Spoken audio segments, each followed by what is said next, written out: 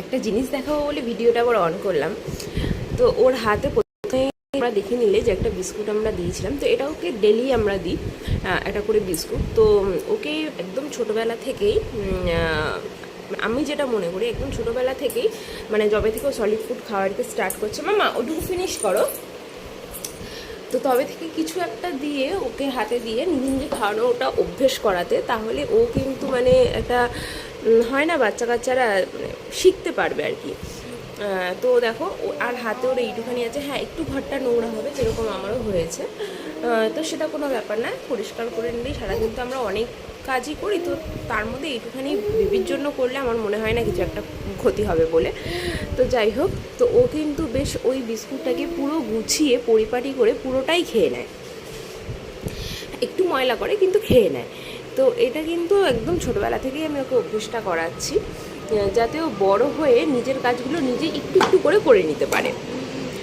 তো সবার প্রথম যেটা আমরা শুরু করি মানে সলিড ফুড খাওয়ানোটা যেটা শুরু করি 6 মাস বয়সের পর থেকে, তো সেই কারণে ওই বয়স থেকেই আমার মনে হয় সারাদিন অন্তত একবার কিছু একটা দিয়ে ওদেরকে, হ্যাঁ ওদেরকে নিজেকে খাওয়ানো মানে নিজেদের হাতে ওদেরকে খাওয়ানো উচিত। তো যাই হোক, ভিডিওটা কেমন লাগলো অবশ্যই জানাবে, আর আমার সাথে তোমরা কে কে একমত সেটাও অবশ্যই কিন্তু কমেন্টে জানাবে, আর কে কে করো এই কাজটা। আমি জানি এরকম এখন অনেকেই এরকম ধরনের কাজটা করে থাকে, তো কে কে করো অবশ্যই জানিও। আর আমি ওকে মা খায় না, এটা খায় না, এটা খায় না, এটা খাওয়ার জিনিস নয়। তো যাই হোক, ভিডিওটা এখানেই এন্ড করছি, ভালো লাগলে অবশ্যই কমেন্ট করো। মাম্মা মাম্মাম মাম্মাম মাম্মাম, এই যে মা, হ্যাঁ আমার দিকে তাকাও। তো ওকে এরকম মাম্মাম মাম্মাম বলে ডাকলে ও কিন্তু সাড়া দেয়, হ্যাঁ আমার দিকে তাকিয়েছে। মাম্মা বলো টাটা, এই যে টাটা বাই বাই করো, করো টাটা করো, হ্যাঁ tata bye bye, tata bye bye, tata bye bye. তো ওর বয়স এখন মাত্র 8 মাস, আর এই 8 মাসে অনেক কিছু শিখে গেছে। এই বয়সে হয়তো সব বাচ্চারা এত কিছু শেখেও না, তো সেটা নিয়েও চিন্তা করার কোনো কারণ নেই, কারণ সবার গ্রোথ তো একরকম হয় না।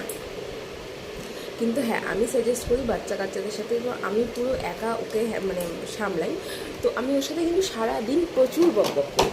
তো বাচ্চার সাথে যত বেবির সাথে মানে কথা বলা যাবে ততই কিন্তু ওরা খুব ফাস্ট সব কিছু শিখতে পারবে।